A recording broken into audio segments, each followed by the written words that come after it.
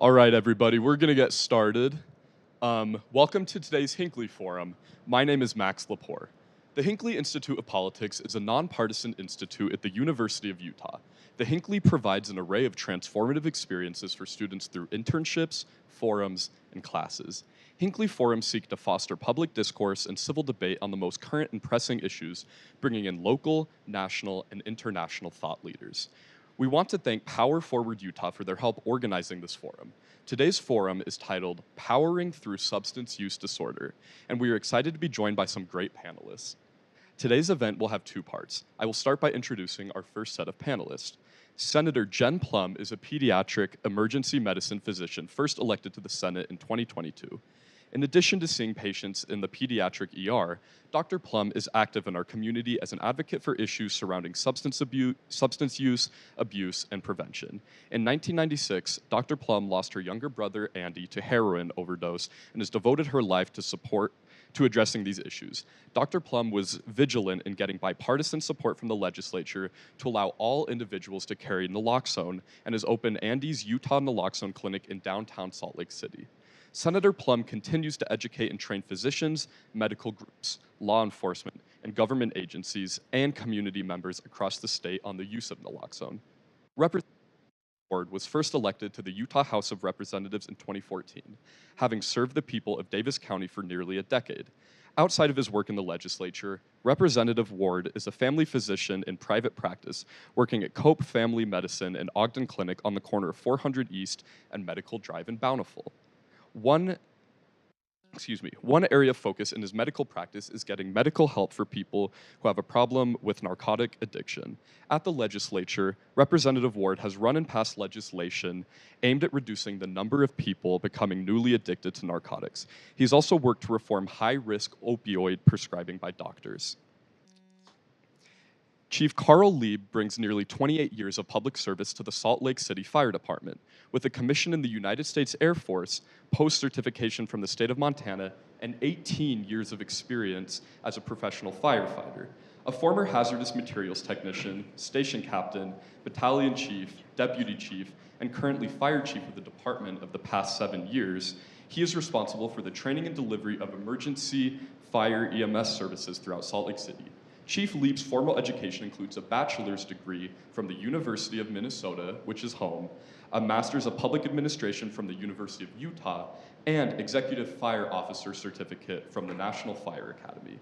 Today's panel will be moderated by Tiffany James, founder and vice president of Power Forward Utah. Tiffany is a longstanding Utah energy and infrastructure development leader, business owner, and Utah SITLA board member. Tiffany has worked alongside her husband and family since 2018 on advocacy projects that could have prevented her son Zane's and others' deaths. In 2022, she, along with her family, started Power Forward Utah with partner Power Forward Massachusetts to provide sober lifestyle scholarships for safe sober housing and other recovery community resources. She will moderate both parts of today's event. Please join me in welcoming our guests. Thank you very much. Thank you all so much for participating today. This is such an important discussion. September is National Recovery Month, so the topic is very timely. We can't be more thankful. There are over 60 million people living in recovery in the United States right now. That's roughly 5% of the population. That number is staggering when you think about it, impacting daily lives of individuals and their family members. But there's also millions more that are also managing a life with addiction and active substance use disorder. In Utah, the health department has identified 10 adults pass away each week from drug poisoning. And of those 10, 8 are the result of opioid addictions. With the growing rate of fentanyl poisoning, it's important for all of us to understand in our community that the stigma of finding help is hard, but there are resources out there. What we want to understand and what we think it's important to emphasize today in our panel is that legislators, policymakers, and public health providers understand that there is a risk out there and that there are certain types of resources and programs that need to be in place so that everyone can understand that they can recover. There are resources out there. Everyone can access them, but it's the key is how we access them and then having a supportive community as well. I think with that, let's just get started. Senator Plum, what does the current medical research say about who really is at risk to addiction and overdose currently? Well, that's difficult to say. It is complex. I was going to say, just to say one big I know, arching kind of research data-based question. I think in my personal experience, as well as my reading of the literature, is that anyone can become dependent on an opioid substance. They are exceptionally dependence creating, which means that your body, with exposure to them in as little as 7 days, can develop such a dependence that you already cannot stop just on your own, that it will take intervention. In terms of the folks that are particularly at risk, I would say from use, folks who are struggling, stressful life situations, mental health conditions, working on who am I, what am I doing, where do I exist in this world, I can't find a job, my housing is very tenuous. I mean, the more at risk someone's life is for stress, I personally believe, and I think the data supports this, that they are more at risk of substances becoming a problem in their life. Now, if we talk about who's most at risk of an overdose death, that could be any one of us. In our state, we have, at one point, we were 2/3 of our our opioid overdose deaths were from pills, prescription pills. So something that came in a brown bottle from your doctor's office. The not naughty, but nice stuff. The state has a naughty and nice kind of way that we look at things. And at that point, the most at-risk person was you or I, a female 45 to 64 years old. So I think one of the biggest pieces for me with who's at risk of overdose death is this concept that not necessarily a risky person, it's a risky substance. And anywhere that substance is can be a risk for someone to either become dependent and or to overdose. I don't know, Dr. Ward, Representative Ward, if you have another kind of take on that as well from what you see in general practice. Every single human being, the way your body is built, is if you get narcotics for very long, you'll become dependent on them. And that can be at intervals that are not easy to predict. Someone who says, well, no, I've had these on my last 3 pregnancies, and it just hasn't been a problem. They still don't know if the 4th time that you give it to them will be the time that they can't get back off. The substances themselves make changes in the way people behave and the way that their life goes, so that after you're on them for a while, you become the person that's at high risk, right? If that makes you lose your job, if that makes you lose your family, your income, and then you become homeless, or you just become unreliable, or you overuse it and so you get fired for your clinic, so you're in withdrawal, and then something else goes wrong, or you go to 2 different doctors and they're both happy to give you 2 different ones, or then you can't get it, so you buy it on the street, but oops, it was fentanyl, where you would never have done those things before, but the substances make the person become high risk over time, and then something goes wrong. So understanding that it used to be there was a perspective in the community, right, that it was, poor upbringing, coming from a single parent home, having, being a low income, less education. So with the new class of narcotics that are out there, how prevalent do you think it is in just the general community? Where level of understanding is there that really this isn't about the type of person you are, it is about everyone being at risk? Well, and you can speak to this as well as anybody, because your rigs go out and pick up everyone. We really don't see a really strict stereotype of the type of person that becomes addicted or is impacted by substance abuse. We're seeing young people, we're seeing young people in their early 20s, we're seeing people who are retired who are having these kind of issues. I mean, we're at the tip of the spear on this public health issue, quite honestly, as first responders. And I can't say that there's just any one specific socioeconomic or any other type of group that is more prevalent than others. At least in Salt Lake City, we see all different sorts. So it crosses the spectrum of every demographic. I believe it does. And I think people are realizing this more than in the past. I think that, 2014, Utah was 4th in the nation for overdose deaths, little old Utah. Only states that were worse than us, West Virginia, Kentucky, and New Mexico. And I think if any of us think, well, which state is Utah most like? Ain't nobody saying Kentucky, right? That's not how we see ourselves. But that was a huge eye-opener. That was a huge moment of, whoa, this is supposed to be this healthy living space. This is supposed to be this, Utah we're constantly billed as one of the healthiest states that there is, right? We have lower tobacco use rates, lower alcohol use rates. Our prescription rates are up there, but they're not in the tops. And yet we ended up there. And I think that with that came the need for prescribers, the need for pharmacies, the need for public health advocates, the need for educators, for everyone to say, hey, P.S., this is all of us. This is not just kind of that stereotypical view that you were saying. And I think we've come a long ways. We still have a long ways to go, because as individuals, I constantly hear people say, much like you said, oh, that would never happen to me, or that would never be a problem for me, or that has never been, so it never could be. But on a societal, bigger kind of culture shift level, Utah has gotten more aware, and I think as a part of that has gotten more compassionate. I would agree with that from our experience. And our son became addicted after a sports injury. He was a hockey player, high-level hockey player on his way to college. And when he became addicted, it was shocking, and it was hard for him to even articulate it to us, that it wasn't just smoking pot for headaches from his concussion, but that he was abusing his opiates. And then that quickly moved into heroin.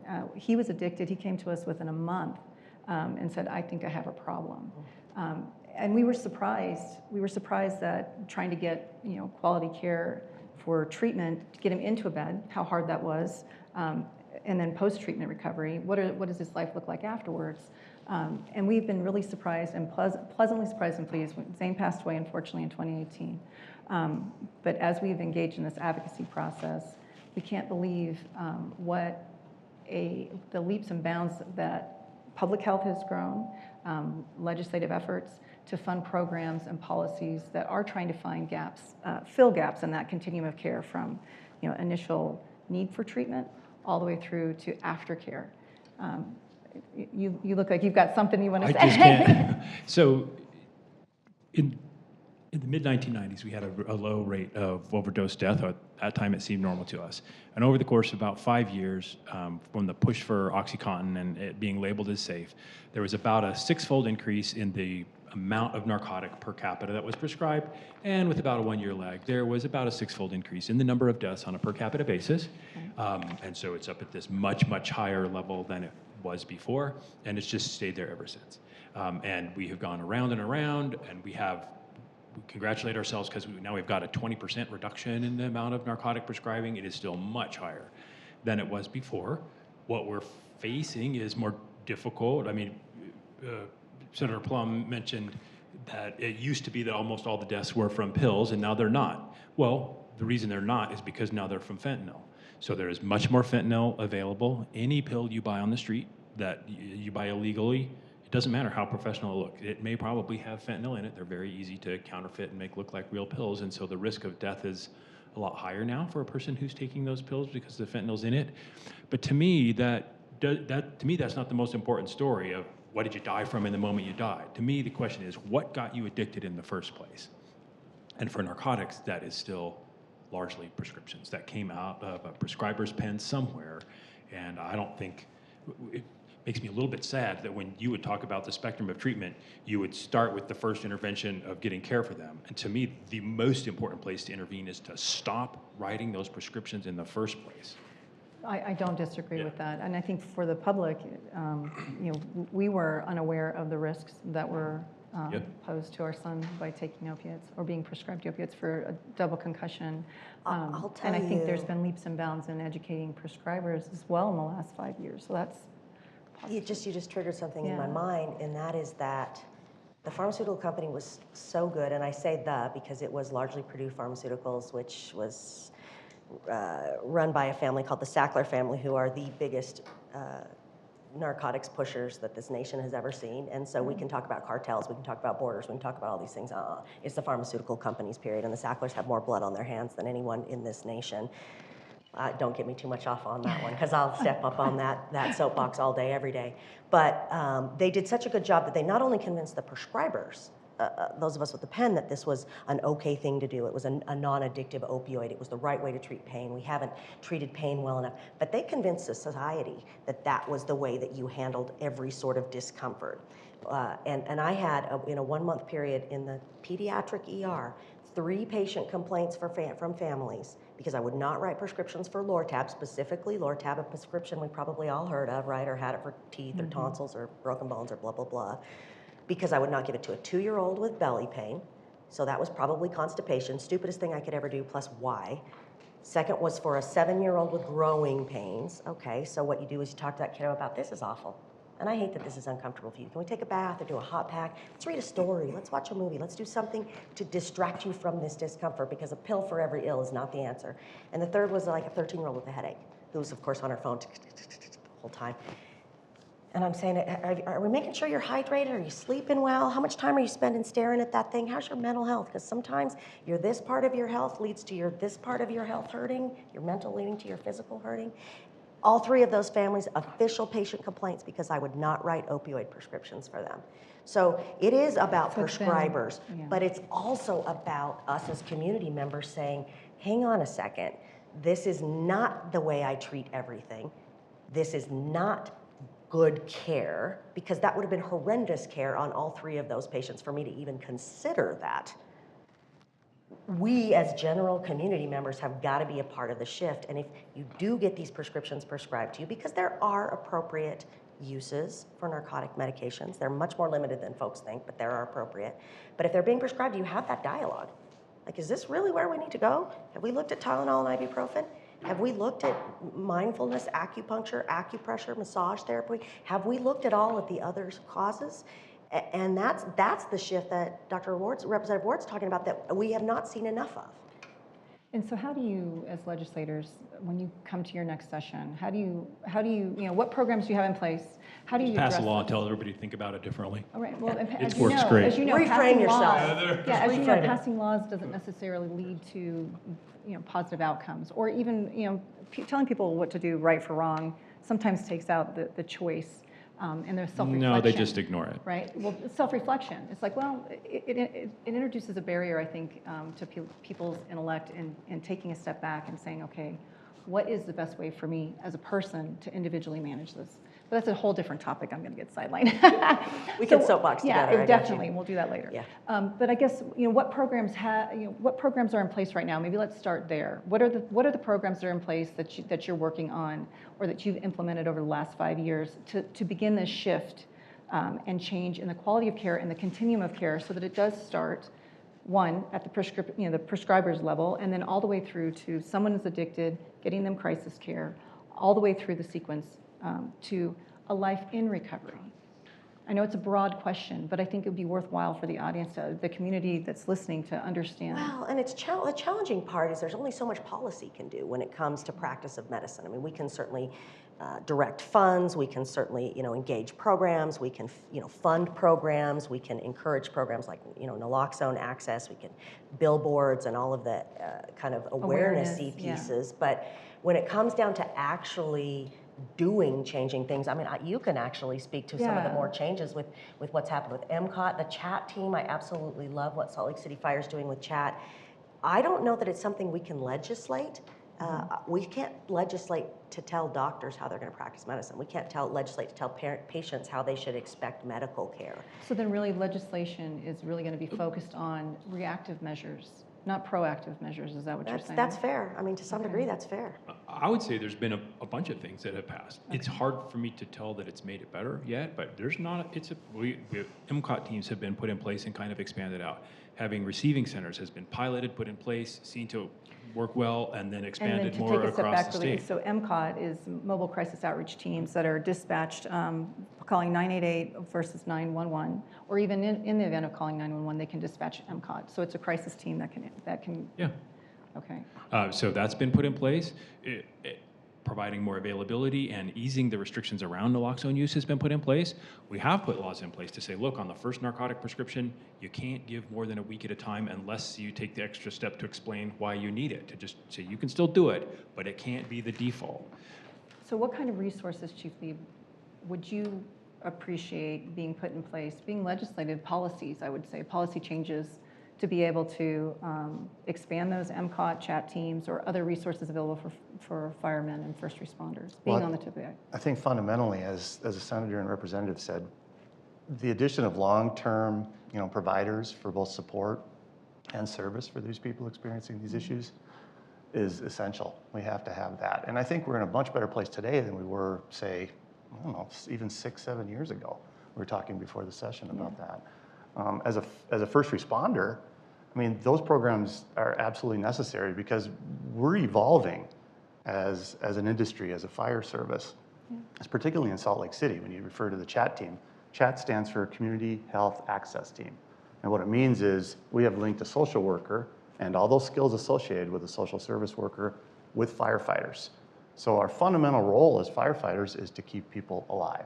That is our fundamental role, and we do that to this day. Oftentimes, those people are in crisis with substance abuse. So in some cases, it's naloxone. In other cases, that's not necessary. That's an accompanying trip to the emergency room with a paramedic. So we have various levels of emergency care. But with this chat team and with the social worker implemented with the firefighters, we've expanded our toolbox.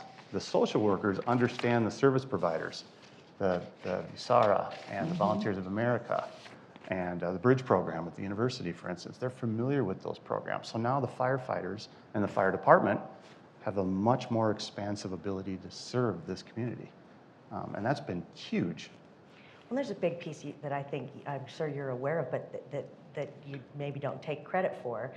That is kind of the decriminalization of having a mental health condition or a substance use disorder, right? So in the past, when there's a call to 911, and there's very different responses when it comes to a law enforcement or PD response than from a fire department response, right? Like fundamentally, there's a very different response with different intent and different purposes. The scene changes.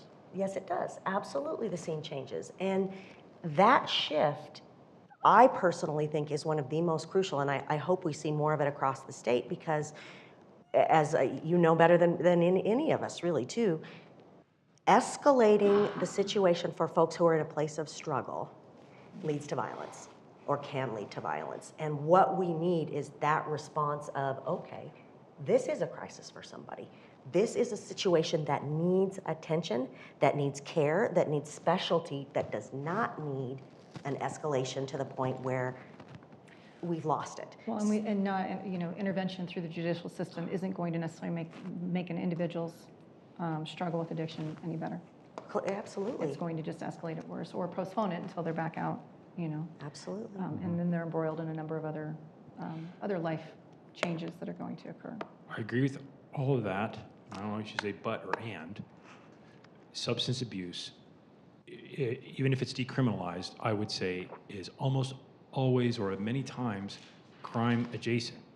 That is, people who have the problem become willing to do other things that are crimes, or stop doing things that they are legally required to do, such as provide care for their children, and then those other actions dump them into the criminal justice system independent of whether there were charges directly related to the substance use. So I don't think the two issues can or should be completely sexually, decoupled from each other. Okay. Yeah. Oh, and I agree, and I think consequences, I think that, that's one of the challenges is what exactly is an appropriate consequence for any behavior in life, right? Like that's a question for the philosophy majors, if there's any of you in here. But I think that the concept that we can, and first time I heard the DEA say we can't arrest our way out of this problem, I thought, okay, we've made some progress there. That doesn't mean to me that everything becomes without rule of law or consequence. What that means to me, though, is hopefully that our responses, while asking for people to take accountability, take into account that while folks are in a position of struggle, they're not their best selves. They are vulnerable to violence. They are vulnerable to doing stupid stuff that puts them in a stupid position that puts their life at risk on multiple levels. And that's where I really appreciate programs like the CHAT program that are trying to address that piece.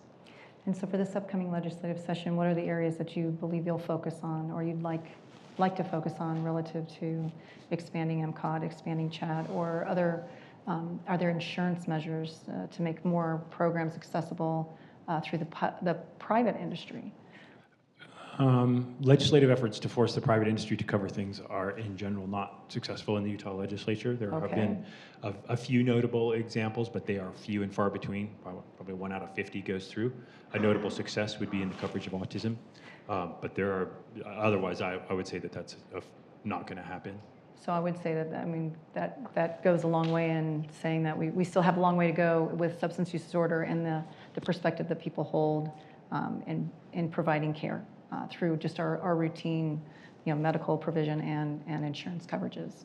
Yeah. And there are federal requirements that there's parity for insurance companies, so that you provide equal or paris care for physical health ailments as well as mental health ailments. So there are some pieces in place, but you sometimes have to fight like crazy to actually have that take hold, which that's where, for any individual family or individual who's in the middle of a struggle and chaos, to sit and fight with an insurance company for 4 weeks on the phone is often not tenable or even possible. Well, it makes it hard. It's a barrier to care, for sure. Absolutely it is. Sure. Absolutely it is. I personally, looking at this upcoming session, I am hoping to look at some legislation to potentially mandate that we have access to medication-assisted treatment for our incarcerated individuals.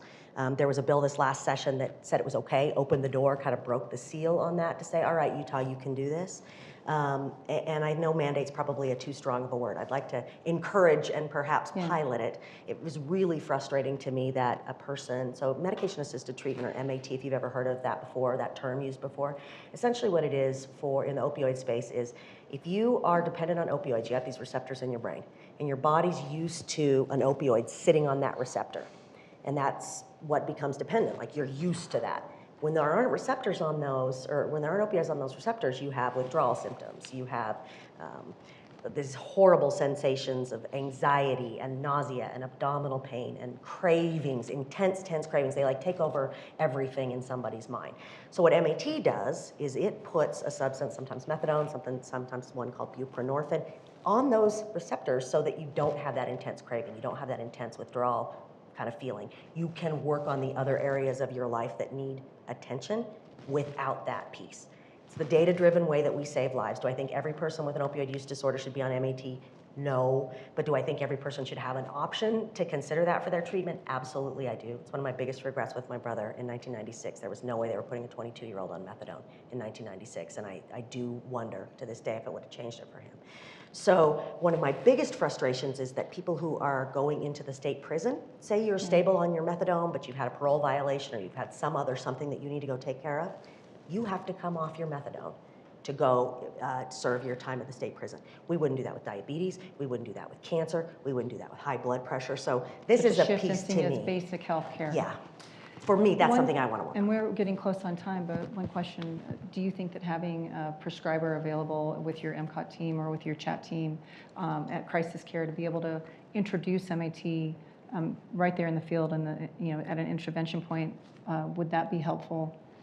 I think there's always responders. potential for that kind of expansion right now. The chat team has been in service for 1 year, and we are currently in the process of expanding the chat team. We're trying to hire more social workers and make availability of them, more throughout the city for more hours. Yeah, brand new Because right now we're program. limited. Yeah, staffing is limited. I'd like to see the state, of course, and possibly some of the hospitals provide some support to programs like chat.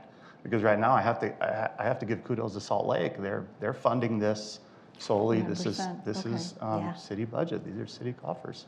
And we appreciate that. And this is an evolution that I think not only Salt Lake City Fire Department should undertake, but I think there's other fire departments in the valley that should look at that. I mean, from everything that we've seen as a family and people that we've talked to and people that have touched our lives, this is something that would be useful across the state, and to see state support for these teams, from MCOT as well as first response chat teams, as well as medically assisted. I think that's key. It's critical to intervening early on, getting people support so that they can achieve that first year of sobriety. And then I know we're coming close on time, but you've got something. I mean, the thing that bugs me is that we talk about MAT as though it were a different special treatment that was magic. It's just giving the person narcotic in a way that is stable. Buprenorphine and methadone are just other narcotics.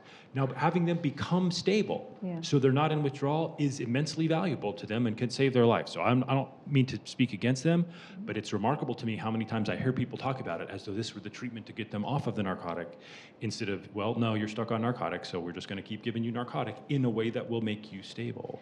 No, I think that's a really good point. I think that's kind of the point of the next part of the session, is just to talk about, okay, what resources are out there? Because that is one part of the question, or one part of the equation, is getting people into recovery, when they're, meeting people where they're at, when it's time, when they feel like they can take this recovery journey, get them resources, and then what is left, what are the next steps? And so I think really it's about individualized treatments, and you do need to have a bridge between the public sector and the private sector. Advocacy groups, USARAs, peer support, other programs. And so I think that's where we really want to talk about on the next part of the session, is what other resources are out there in the community from the individual perspective, and what kind of innovative treatments are being seen in Salt Lake City, so that people can live, have safe housing, have a community around them, can build a life in recovery that has hope. Because once you're labeled an addict, once you're labeled a criminal, it's hard to move forward in life when you have all of these barriers around you. And so I hear you there for sure. In terms of questions from the audience, does anybody have any questions about the types of resources that are being funded by the state right now? Yes. So it's we've talked a lot about the reactive measures in legislation, but I'm wondering how far back you think legislators are willing to go on the chain reaction of drug use. Societies that have higher welfare systems are kind of notoriously known to have less addiction, which is why I think Utah is so low in a lot of other areas. That being said, do you think that kind of like giving that attention to like poverty and vulnerable people who are more susceptible to be targeted by big pharma and also illegal drug trafficking, do you think legislation is willing to go far enough back in that chain reaction to kind of address it? Can I say, do I wish? I mean, I'm a newer legislator. I've only been up on the Hill as an elected for a year, although as an advocate for several years before that. I think that social supports and kind of strengthening social support networks and resources is kind of what I'm hearing you alluding to, that the things that are available to people, whether it's addressing housing and food insecurity and access to education and access to job treatment and all the things that would set any of us up hopefully to be more successful. I don't get a vibe, and you can speak to this from much more experience and years than I do, that this state is, at least on the legislative state level, is real gung-ho on that increasing welfare supports, social supports, funding for those sort of things is a focus. Does that mean they're opposed to it? No, I think targeted specific spaces, but the thought, Medicaid expansion, I think, has been really great for this state and for the care of patients. Now we need to work on having more providers available, because it's not just about having an insurance plan. You have to have someone to be able to provide the care. And I think that I've seen folks go, oh yeah, this actually did some good things. So there's openness, but I don't see we'll break through a wall and all of a sudden have a whole lot more social support money. But you've been up there longer than I have been and watched a lot more sessions. I think the underlying character of the Utah legislature probably won't change a lot in the short term. I think other countries that have much more poverty than we have, that have much more food insecurity than we have, that have all kinds of social safety difficulties and horrible things that are much worse than the ones that we have, that write much fewer narcotic prescriptions, still have much, much, much, much lower death rates from narcotics than we do. So I don't, when you're poor, other things can go wrong and you don't have resources, but to me, the underlying cause is putting the narcotics in there, and if you're going to do that, I don't think there exists a social safety net that can circumvent the basic biology of how your brain works when you put narcotic in it.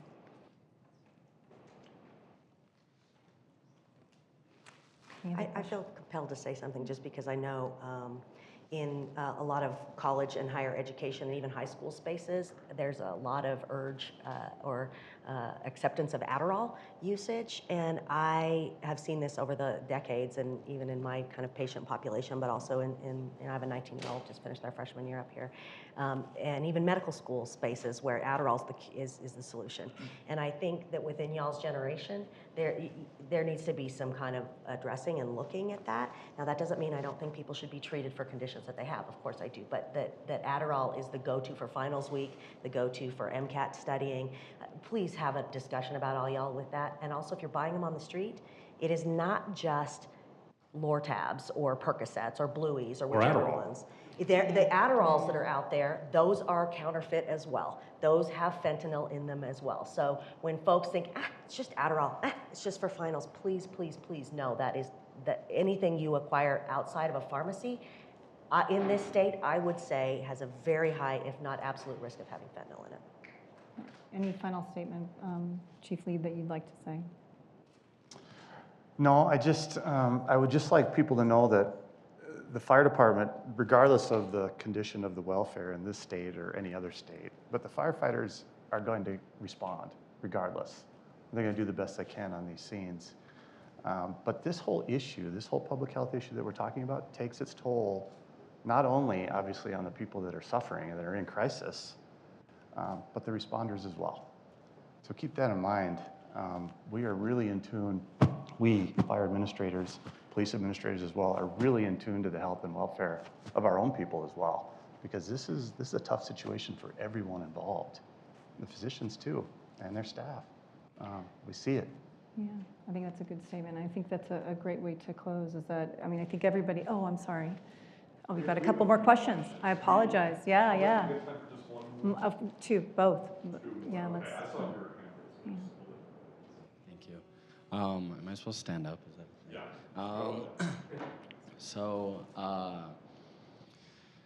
We're talking about like how easy it is to get addicted. You're talking about getting them out of circulation in general, but then you buy counterfeit ones. There's the danger of fentanyl, and in other countries where they've trials, safe use spaces. Last I looked at the results of those, there's been no deaths at any of those sites since they've opened. So what do you suggest as a solution if there's not like safer access, I guess, for these people that are addicted and not ready to access recovery resources?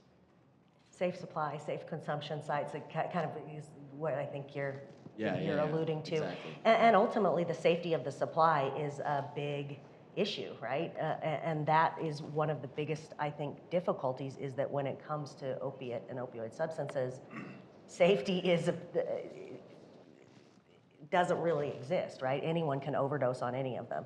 That being said, I personally, and this is not bound to happen soon in Utah, but I would certainly prefer people having a substance. They knew what the dose was, they knew what the strength was, instead of just the crapshoot of who knows what it is sort of thing. But we are a long ways from that. I know there was a bill a little ways back that was considered the possibility of a safe consumption site. That we're also a long ways from that. But dialogues sometimes, take time to get there. I don't think that's a fair measure for safe consumption sites. To me, if you say, well, look, within this space, no one died here. But if the death rate in the surrounding community was higher 2 years later after you put those safe consumption sites in there, then to me that still counts as a failure. I really don't think that that's a fair measure. And I think if you look around the country, to me, in the studies that I've seen so far, where people have put in place safe consumption sites, I do not see that the death rate has gone down. It's just still been a horrible, a very, very difficult, bad situation. So to me, there is all kinds of things which I think we say, this is my preferred solution and there's evidence and so we're going to do it. I have not seen evidence that I believe yet that overall makes things better. I mean, you say, as an adult, what's the biggest risk for becoming a heroin user? Well, on the list would be your boyfriend's a heroin user. And each person that is continuing to use, in my mind, is some degree of risk for the people who are dependent on them and close to them to come to use. And it's not clear to me yet that making it safe that way overall brings the number of deaths down. And I think to kind of couple on that, in order to have an actual effective safe consumption would be, all right, so on the ground floor, that's where the usage happens. On the second floor is where there's access to recovery on treatment. On the third floor is where there's access to your social supports and your job networking. And like, if you were gonna actually build it out, it isn't just, this is just a place where you go to use drugs. This is where you go to hopefully be moving forward in, you know, any positive, I'm a big believer in any positive change. And places like Portugal that have much different models than we do, they have a very public health focused model. And that's what it will take, I think, to truly, like not just have a place to use your drugs safely. You gotta have all of those other pieces built in if we're really going to be about helping people with that positive change. And how would that change if it was just a discussion rather than focusing it on kind of consolidating everyone into a place for safe use? If it became a discussion between just an individual and their doctor, and we put the onus back on medical providers to have that dialogue and that relationship with their patient who's struggling through addiction, struggling with substance use.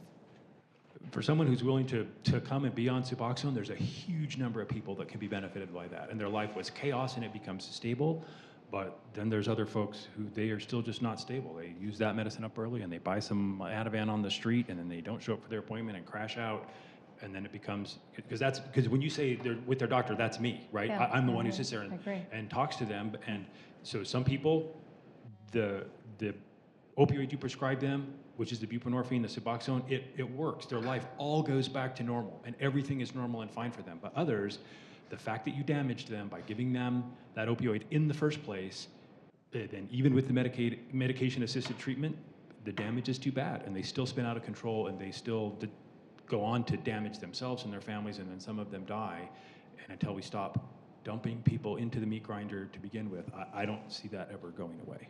So it has to be a full shift in people's perspective on pain management, really, and on healthcare in general. Yeah, but okay, and I know you're over time, but there's just something no, else and that I know I've we just have got to another say. question. I'm sorry. Chronic Yeah. opioids make chronic pain worse. All of the conversation, the CDC is driving me nuts because all their guidelines seem to say, well, look, these are medicines, you need to be careful with them, but it's right, and you need to treat everyone equally, so everyone needs to have these medicines after a discussion. The basic science of even saying, how much better do you make chronic pain when you give it to them? For someone who has real pain, not a fake pain, not an addict withdrawal, but real pain, the evidence says you make it worse, not better. When you say who should get narcotics, to me, if you know this person is going to have long-term pain, even if physical therapy doesn't work, even if massage doesn't work, even if counseling doesn't work, you still should not give that person opioids because that will make it worse. And the first do no harm is a really important line. It will make it better for 3 weeks. It will make it awesome for 3 weeks. But 6 months later, their overall pain will be worse. They will need a higher dose to maintain that level of pain, and you will have harmed them and not helped them. You won't have gained anything in exchange for the damage that you did. It's like giving people a medicine that causes cancer and then coming back and say, well, you need to stay on this medicine because if you stop the medicine, the cancer will get worse faster. All right. Yes. We're going to do the last question. So we've talked a lot about Salt Lake City during this forum. Do you see any difference between the urban and rural divide in the state in how addiction is dealt with versus, like, in Salt Lake City, we have the chat team, we have all that, but I don't think they necessarily have that once you get outside the city into some of the more rural portions of the state. Do you see anything that this one legislation could do to maybe equalize the amount of resources available, or two, just make it better for rural communities? There's a huge divide, and there, the biggest and most impacted area is Carbon and Emory, down by Price and Castledale, et cetera. There have been efforts to increase resources in the rural spaces, but it is incredibly challenging. And funded, not just attempted Yeah. and failed, but and funded. And funded. And when we look at the opioid settlement dollars, which we didn't even broach into, but the money that came in from the settlements, they are split up 50% to the state and 50% to the counties. So the counties where the rural spaces are getting access to say, this is what we need, this is what we want, rather than the state dictating, this is what you need, this is what you want. They can actually have a say in that. There, in the almost decade that I've been in this space, I can tell you there's much more resources available. It's still not the same. They don't have the same number of therapists. They don't have the same number of social workers. What I love about what Salt Lake City Fire does, and I can just speak to this from what we did with naloxone, you were one of the first in the nation to do leave on scene kits. So meaning someone overdoses, they leave it on there with the family, the friends, the roommates, the whomever. they were the first to do it. Now I've got, I think, 32 different EMS agencies across the state because someone says, oh, look, we can do this and it's okay. We broke that seal. So I'm hopeful that that seal breaking with the chat team will carry forward and be available in other So it resources. really is spaces. about introducing innovative treatments, innovative approaches.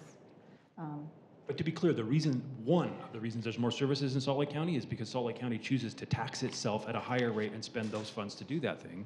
And the legislature almost always, I would say the legislature has given some additional funding to rural counties to try and help them, but almost always is going to say, look, if we set this up, we might set it up on a match basis. We'll put in $1, you put in $1, but Salt Lake County chooses to do this, and the rural counties so far don't. And some of them are too. Resources available to be able to do that, and so there has to be parity at some level considered for the inequity. That would be my perspective. The local official and the local people, in general, the legislative mindset is going to say, we'll need to show some willingness that they want it. And I think that comes full circle to the point of the discussion is that even though we've made great strides in the last 5 to 10 years, that there still really is a community level of engagement that needs to occur to get a mindset shift that SUD is an issue for individuals, for families, it hurts everyone in the community, and we need to bring that forward to our legislative body so that statewide resources are available. And people do recover. I mean, the number of folks who are living amazing lives out there changing the world every single day, people do recover. We in our spaces oftentimes see those folks that are continuing to struggle, but people recover and they go out there and change the world. Things. Change the world. Even if they're just present as a parent, present as a brother or a sister or mother, that's important, right? Absolutely. And every life counts. Absolutely. I thank you guys so much for coming today and talking about the state of Utah and the current resources available and what programs are being funded.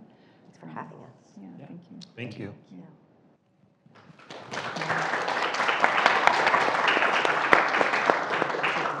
All right, thank you so much to our awesome group of panelists.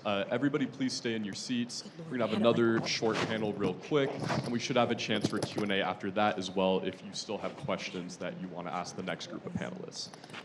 Now I will start by introducing our next 3 panelists.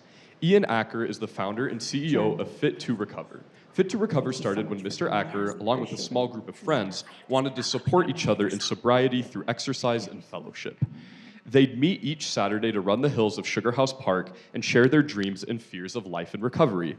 Fit to Recover's mission is to provide a safe place for people in recovery from substance use disorders. Members connect with others and themselves through classes and activities that are designed to strengthen both the body and the mind while emphasizing 4 pillars: exercise, nutrition, creative expression, and community service. Mary Jo McMillan is the Executive Director of USARA, Utah Support Advocates for Recovery Awareness. Ms. McMillan is a licensed substance use disorder counselor who has worked with people in treatment and recovery since 1987. She has been in long-term recovery since 1985 and is passionate about empowering others to celebrate their own recoveries. Mary Jo is well recognized for her leadership and advocacy work within the state and local governments, treatment agencies, healthcare entities, and community partners, promoting public awareness about substance use disorders and recovery through listening to people with lived experiences. Sean M. McMillan is Executive Director of the First Step House in Salt Lake City. Mr. McMillan began working within the field of substance abuse treatment services in 1987 at the University Neuropsychiatric Institute.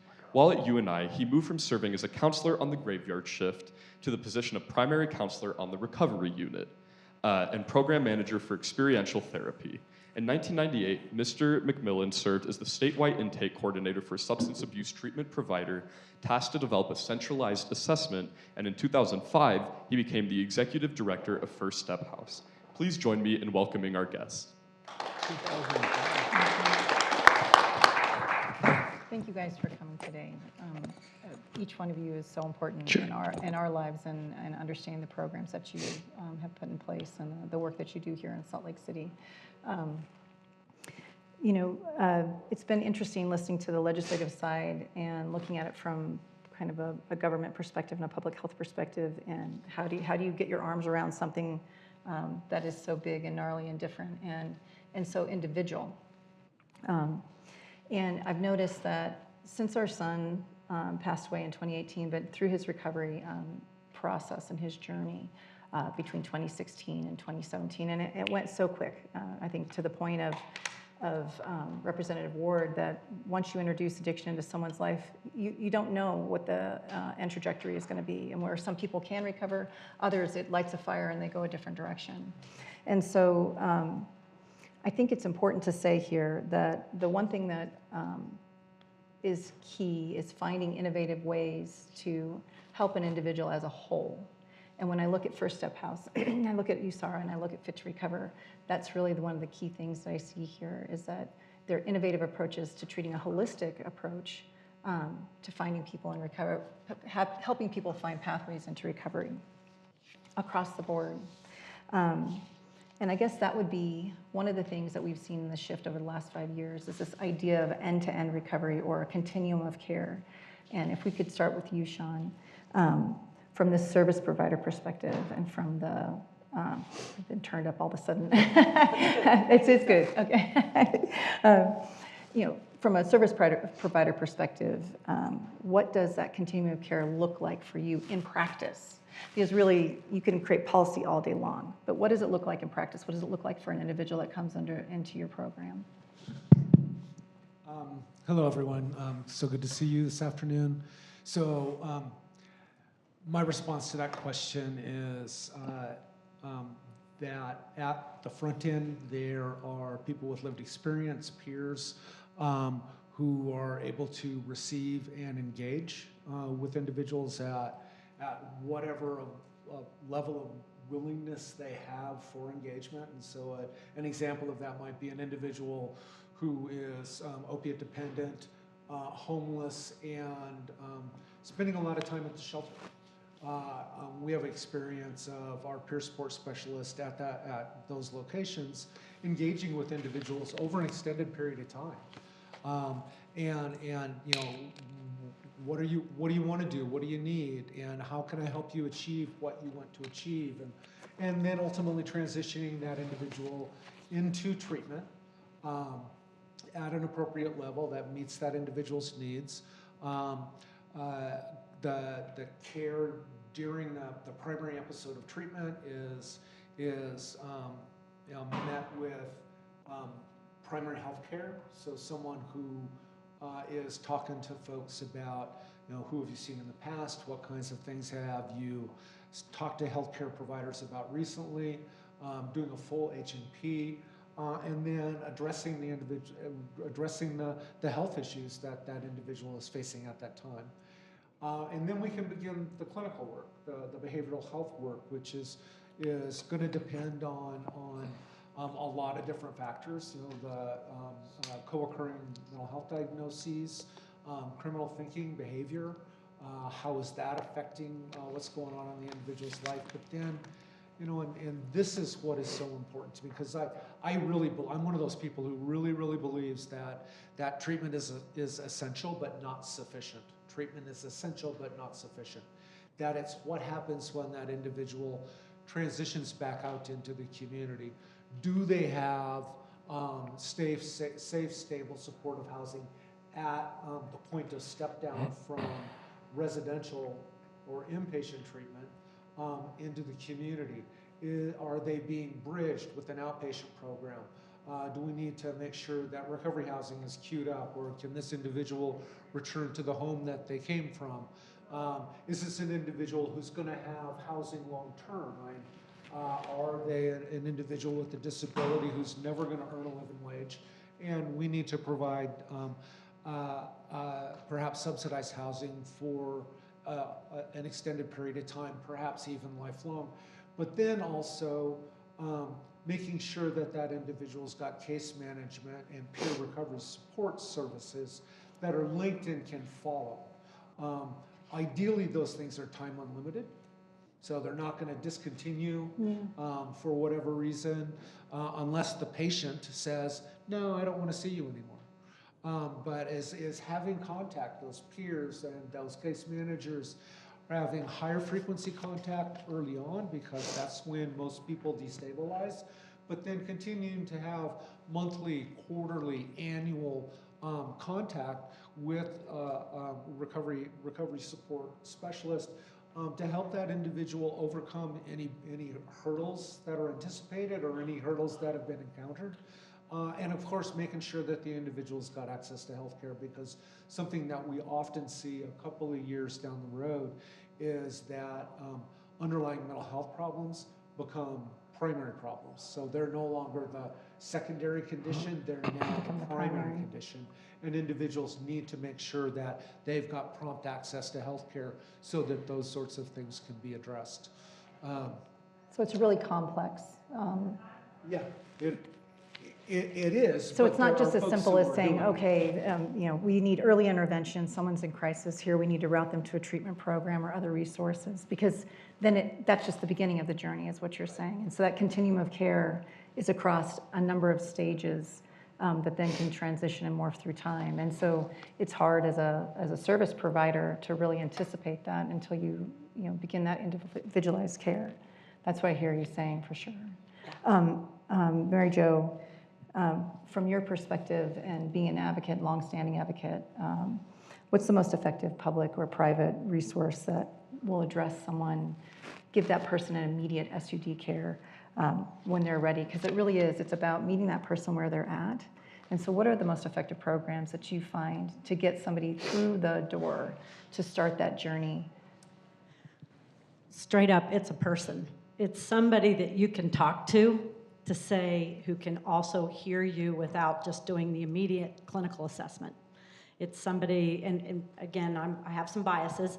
I've been a treatment counselor, substance use disorder counselor for 25 years. And for the past 13 years, I have been an advocate.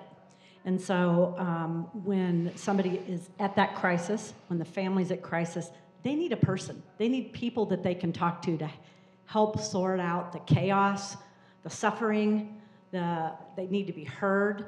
I think what happens is, in having been in treatment, we have to do the assessments when they go to the emergency department, when they go into an inpatient crisis center. There's always that kind of formal assessment that has to happen. But we take an approach of just, how are you doing? How can I help? Tell me what's going on.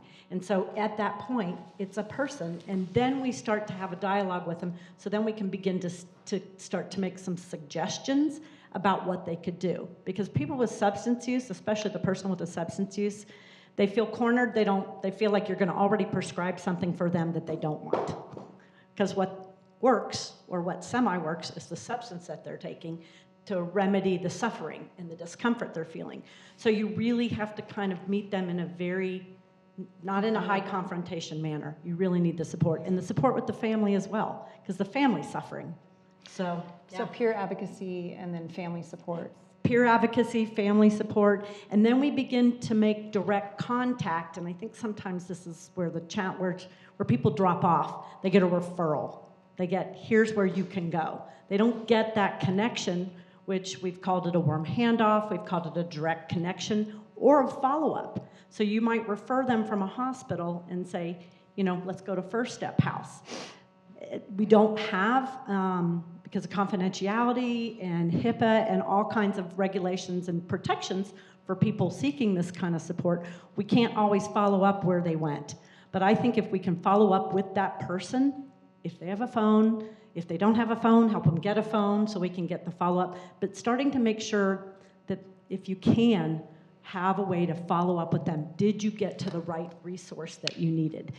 Is there something I can do for you a week after you see them, a day after you see them, weekly? So we really try to, I think the best way to engage people is to stay as connected as you can, so when they're ready to follow that maybe recommendation to go to treatment or connection for a resource, you're saying, good job, let me help you make sure that connection happens.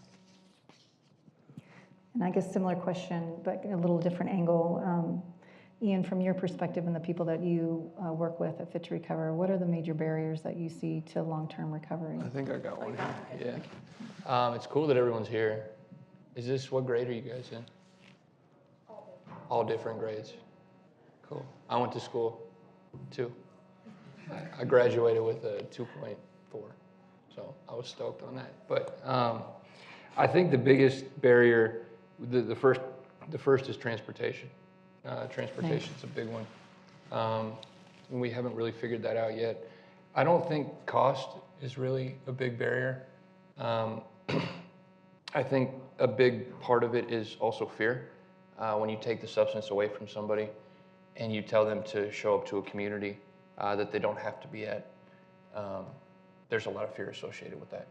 So I think it's not knowing the place and saying, go here, get really uncomfortable, walk through it, come out, and feel better than And when then you started. live life, yeah. And then live life, Yeah. right? Because it's so shocking and it's so much information and it's a lot. So at Fit to Recover, like emotional safety is a really big piece. Okay. Acceptance, not overcoaching, not making somebody feel less than. Because I think for me, in my journey, I just wanted to feel a part of something. And when I found a place where I felt a part of, I felt safe. When I felt safe, I could connect. When I could connect, I felt grateful. When I felt grateful, my life exponentially got better. So I think the barriers are a lot of just what's inside of our head, you know, and what it's going to be like, or what will I look like. And so then how do you get at that, Mary Jo, from a program perspective, or even Sean? Understanding that you need to have family support, you need to have security in all these in all of these different ways, whether it be emotional, housing, food security. How do you get at that from a program perspective when everything that an individual is coming to is fear-based, on top of the medical situation that they have? Is it? Question. Well, that's a great question. So, you know, for instance, we run what's called recovery support services. So when you talked about a continuum of care, you're looking at, you have prevention, you have intervention, you have treatment, and then you also have recovery support services. It can be within a program like Sean's, within a treatment program. It can be community-based. That's what Ian's does in a very activity, social, positive environment. And then what we do, we have 5 recovery community centers throughout the state of Utah. And at those recovery community centers, what we do is we provide peer support, which is non-clinical, and we develop we do kind of a recovery capital assessment. So if you think of capital, is what are my strengths and my assets to help me get better? You know, what are the things that I have in place that are positive? Because when somebody's really at a negative place, we say, okay, well, let's start to talk. So by engaging them with some, what we call an assessment of what do they have as assets and strengths to recover, and also what are their fears, what are their concerns, what are their barriers? And so we start to kind of, it's like, you know, you've heard, you know, oh, this is a gross thing. If you can eat an elephant, you do it one bite at a time. We don't eat elephants. So I'm going to find out another way to talk about that. But Is that a saying? It is a saying. It's a stupid saying, right? It's stupid. I don't know. It popped in my head. So, but what I say is, so what we do is we build a recovery, you know, an assessment of what do you want to do one step at a time. What's the first goal that you need? And we do that. We use it's an evidence-based kind of technique called motivational interviewing, and it helps we ask questions of the person, and they have the answers. If you ask them the questions, they will have their answers. We don't need to tell them what to do. So we continue to guide them in a way that helps them come up with the resource that they are willing to seek, or the thing that they can do, or the limitation that they have, and help them problem solve to the next place. So building them with a strength. And then we celebrate those strengths, small ones. I mean, it might be, hey, I made the phone call to my therapist, or I made the phone call to my PO and told him that I used, you know, and he's not going to arrest me, you know. It's that kind of support. Or the peer goes to the court with the judge, you know, and they're talking about, I'm afraid I screwed up so bad they're going to take away my kids. So we have to really help, literally hold somebody right here. I'm right here helping you. So building those supports and strengths are so critical in getting them to move to the next step And sometimes people succeed, and then when they are really struggling, that's when it's like, well, we've exhausted the things that we can do.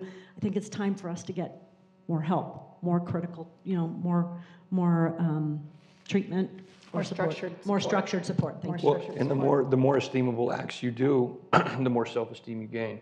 So by those small hurdles, you're gaining self-confidence, and then things don't seem to feel as scary, right? Yeah, that's right.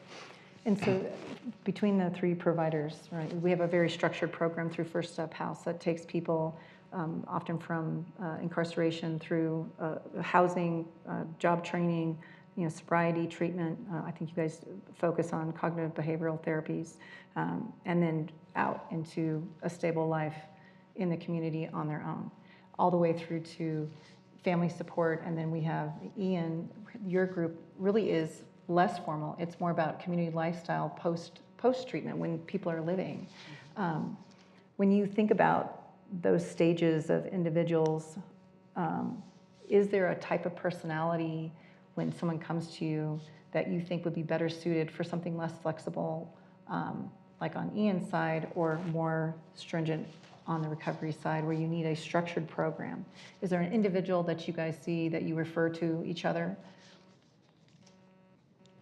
I would say yes, and it depends on, it takes a lot of years to kind of to get a sense of where somebody might be. Yeah. So that's not as fortunate for some people who are early peers providing support, not even for some clinicians. I think, it really, again, you get a sense of what that person is looking for. I guess to ask it differently, Yeah. to ask the question differently, because I'm getting kind of lost, is that there's a percentage of the population that people have a perception of that, okay, this is the type of addict, right? And they're going to need to be routed through this process, right?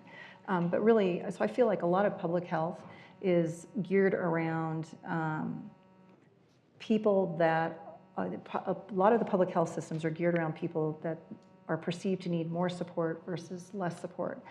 And when you think about more of the private approaches, it is about families and community, and how do you get your family and your community to engage in the process for the majority of the population that needs support.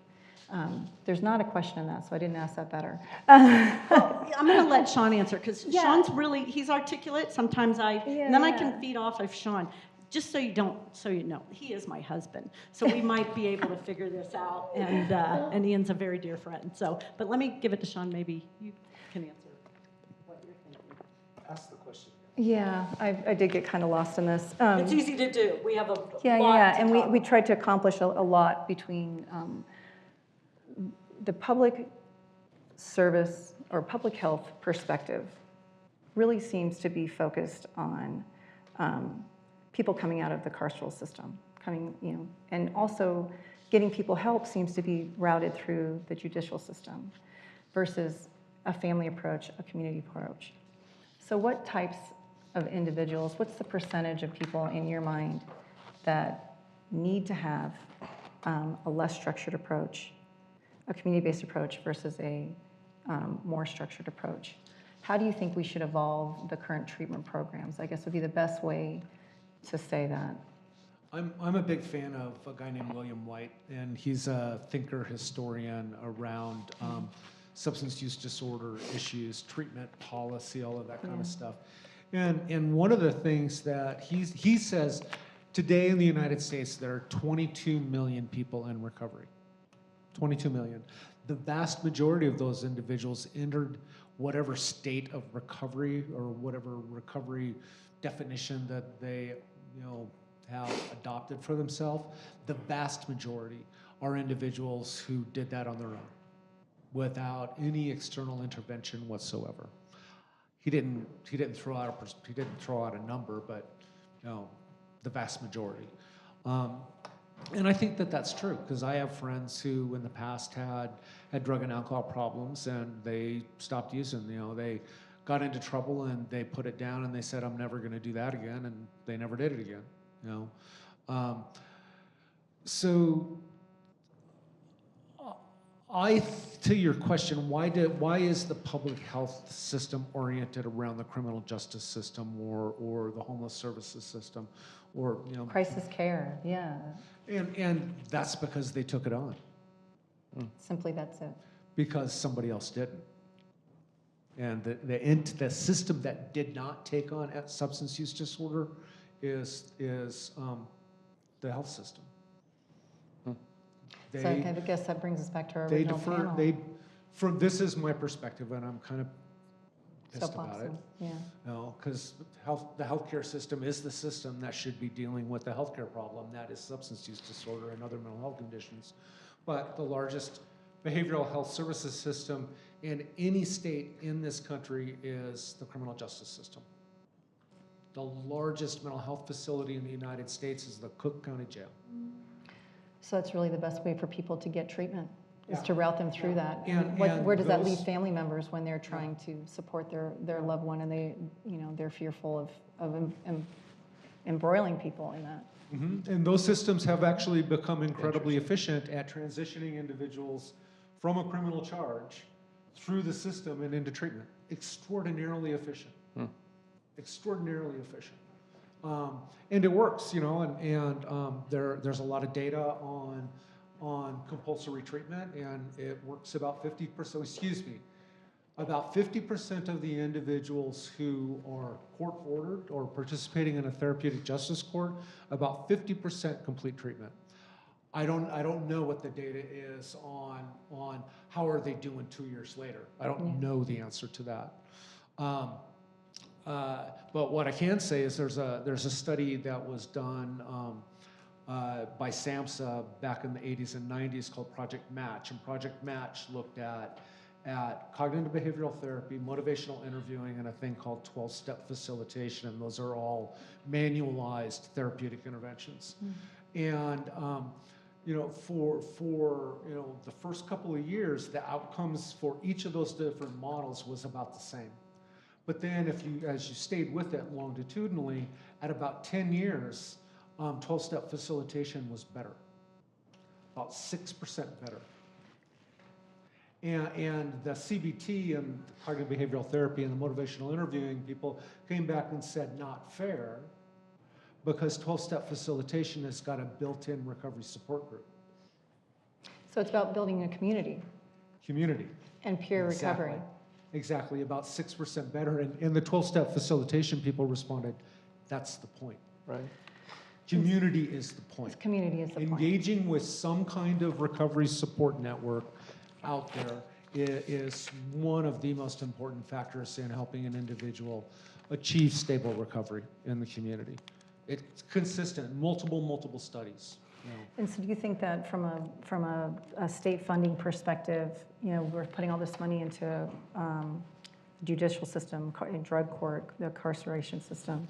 Do you think we better to be putting it into private groups that are advocating for individualized holistic treatments? I don't think we can start to defund those systems yet. I'm not suggesting defunding, period. I'm just suggesting that, can there be, it's kind of like we were talking about earlier, a parity between, medical insurance, treatment availability, accessibility to treatment, but can there be a public-private partnership or public funding of more private facilities that focus on individualized? Well, there is, in the sense that we're now a Medicaid expansion state, and private providers in the community are providing services at the highest level we've ever experienced in this state. Prior to that, we only had one funding source, which was a block grant, and the consequence of that single funding source was 6 to 9 month waits for individuals to get into treatment. But now with Medicaid, anybody has access to treatment. But what about people who only have private insurance? They don't have, and so that's really the big barrier that I see. And how do you shift that? How do you shift that access to resources to the private sector so that it's equal to all of the emphasis going on reactive measures through? That's the an all public hands on sector. deck thing, and it involves folks like Senator Plum and Representative Ward, among others. But that means us all getting at the table and talking about value-based care, which is a model that the insurance company pays a provider to provide care for a set period of time, like 6 or 12 months. And that entity is responsible for managing all of the health care for that individual. But also, I think it's just critically important that health insurance expand its notion of what is medical necessity from, are you going to die if you stop using this drug, to how are we going to help you stay stable in the So that you can get back community into life. as a person who no longer uses drugs, or as a person who is on an opioid maintenance medication, or whatever else.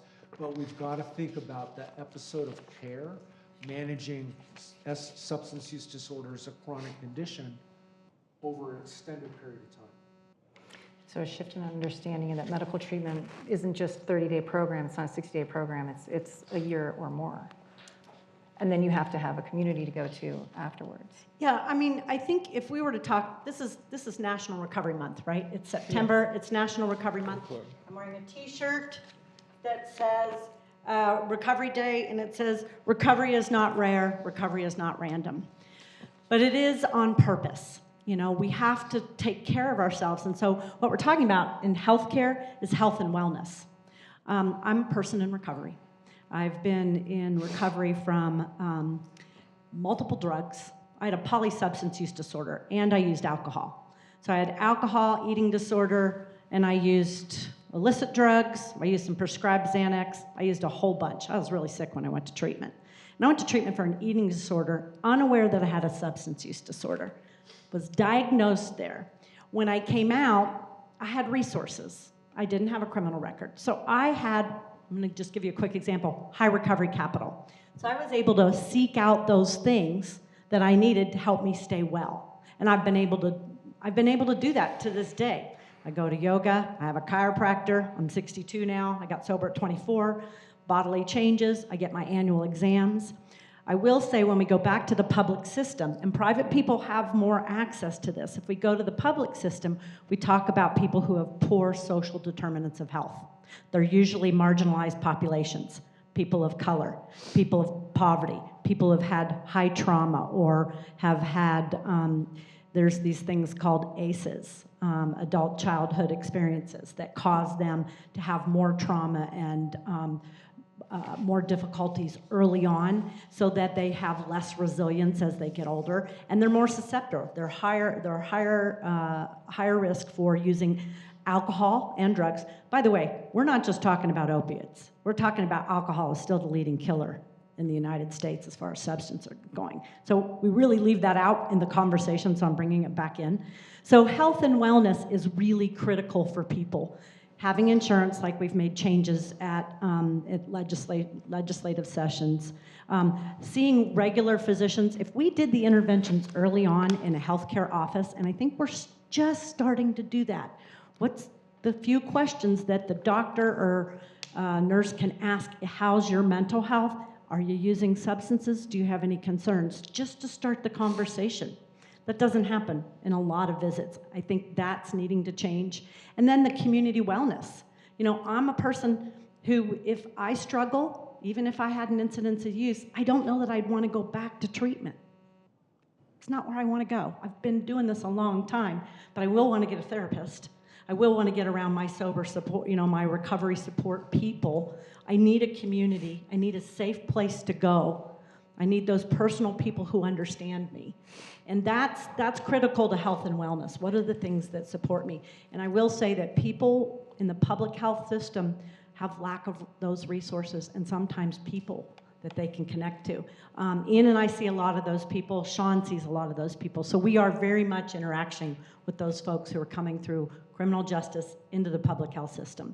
And I think that's how it is now. Most of those folks in criminal justice are in the public health system, and we're doing better. We have a long way to go. So I might have been a little off topic. No, I think I it's could go great. on for days. It's a good answer.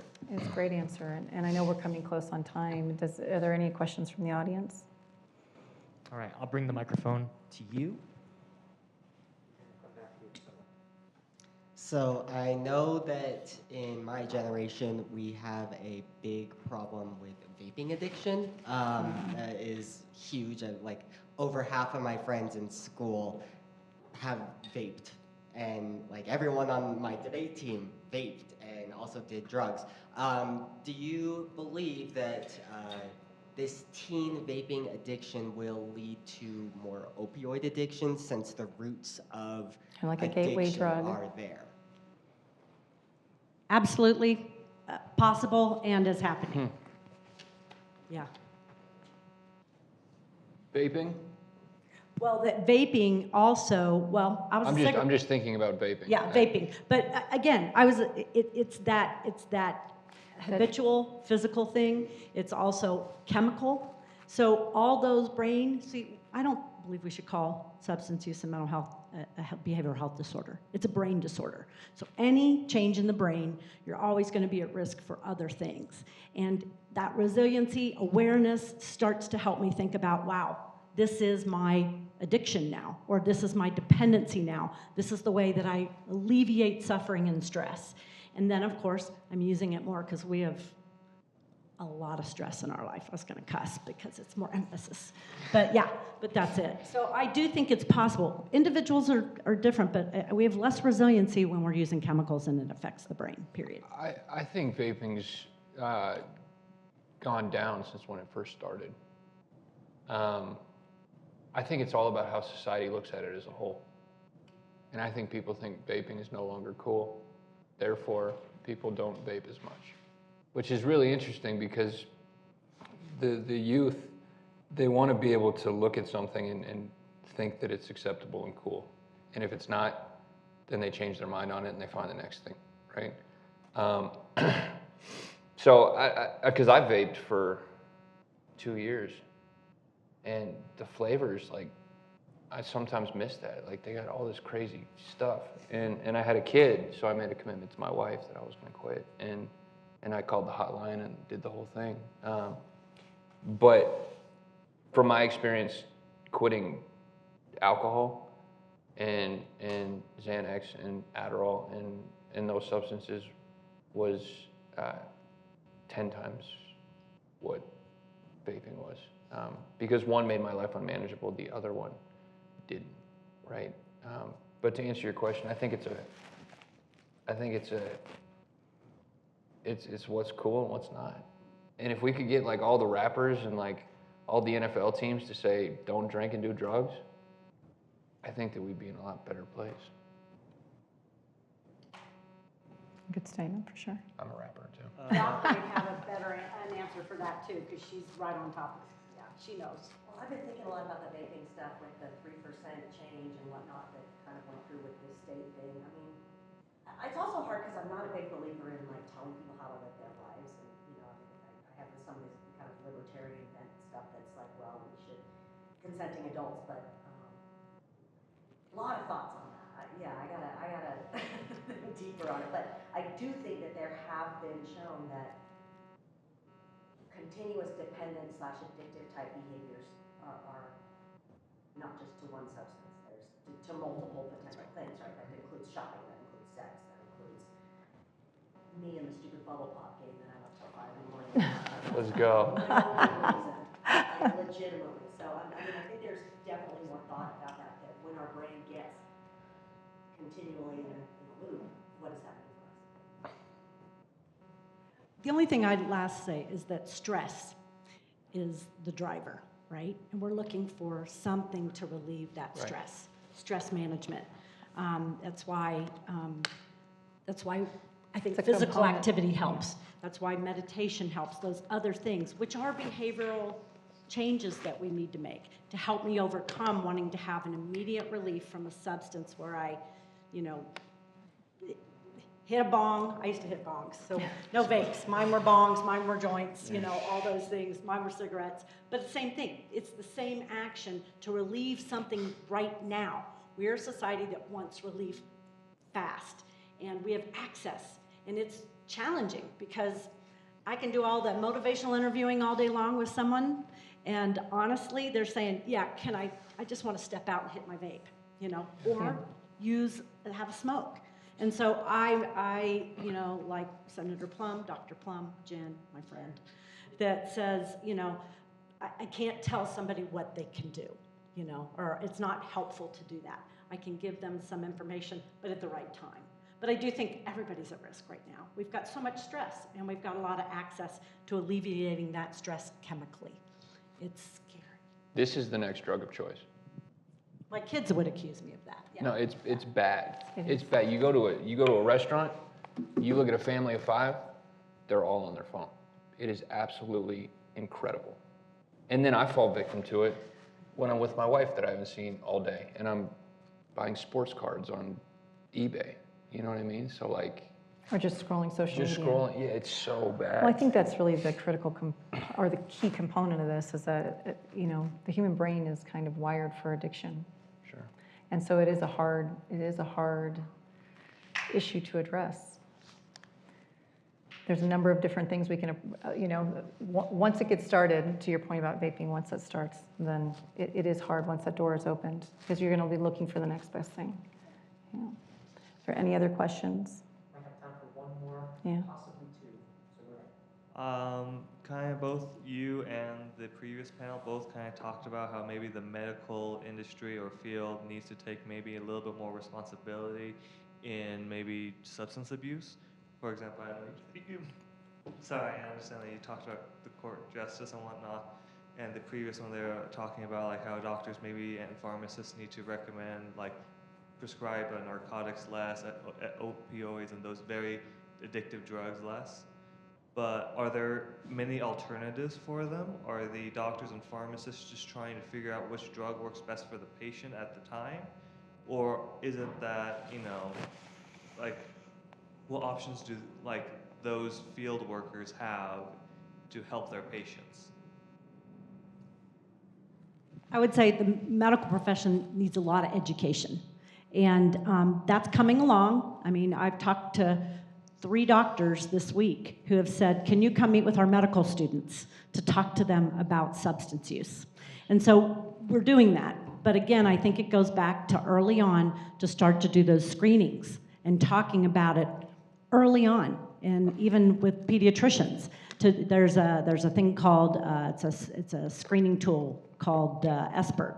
It's a screening brief intervention for treatment. It doesn't mean somebody's always going to go to treatment, but there are even shorter assessments where you ask the questions in a medical setting, an office setting, and it's earlier intervention. So I think we have to do a lot more education in our medical I think both medical education. providers as Yeah, well medical as providers. just individuals. I think And that- individuals, yeah. Yeah, I mean, I really think that we have an American society that wants immediate relief. They want immediate stimulation.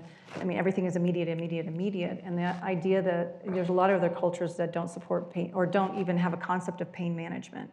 Whereas if we feel anything, we want to have something to fix that. And so I think there's really a kind of a cultural psychology that goes beyond, substance use, medical treatment, where we just need to be more comfortable in our own skin, and find a way to really change that culture of fixing everything, of having a treatment that is going to make our day better, and then just coming back to the idea that, sometimes life is suffering, right? And sometimes life has pain, and what is the threshold that you can tolerate? What is the threshold that you actually need medical intervention? To my knowledge, there isn't a good medication to treat chronic pain. There just isn't one that we've come up with yet. And what the opiate does, and Dr. Plum talked about this, is the opiate rests on top of the receptor, and it just blocks the pain message. The pain's still there. The message is just not being received by the brain. And that's not a good solution to a chronic problem. It's just not. There are tools, physical therapy and meditation and other things that mindfulness is also being used in pain management. There's a lot of stuff that's going on, but kind of like we're talking about here, there's nothing that I'm aware of that is giving the immediate relief that an opiate gives. But again, it's not stopping the pain, it's just blocking the message, It's a Band-Aid. which is a dangerous, dangerous solution. Yeah. It's just like what Xanax does for anxiety. It just blocks the anxiety for a little while, and then it comes back tenfold. All right. Unfortunately, we are out of time. But do you have any closing remarks, moderator, or anybody on the panel? I'm grateful for these two. They've been in my life for quite some time, and they give me a lot of hope. So I'm grateful that I got to be here. And then Tiffany, I'm grateful for the message that you spread, and all you guys for staying around and doing school. It's important. So yeah. Are all you guys poli-sci? Everybody said, okay. So you're gonna go into politics? I like the shake of the head. No? Okay. But anyway, Public health, public policy. There you go, public health, public policy. I did poli-sci too. I ended up with a degree in sociology, and it worked out fine for me. It worked out really well, actually. But there's so much incredible opportunity in this workspace. Just an incredible amount of opportunity, and things we talked about today, both on the care side, on the policy side, on the management side. So those of you who are thinking about you want to get a business degree, think about healthcare management. Think specifically about behavioral health care management. And there's just such an incredible array of opportunity out there. So check it out. The last thing I would say is Recovery Day is Saturday at Jordan Park. Take a picture of the poster over there. I didn't bring flyers, but you could take a picture, or you can go to recoveryday.org. I would even say, come check out, Ian's gym, Fit to Recover. You'll Most see definitely. people in recovery, and you can see people who are, connecting to each other. That's really what those events are about. So here we are battling a really complex illness, but on the other side of it, we're going to host these celebrations.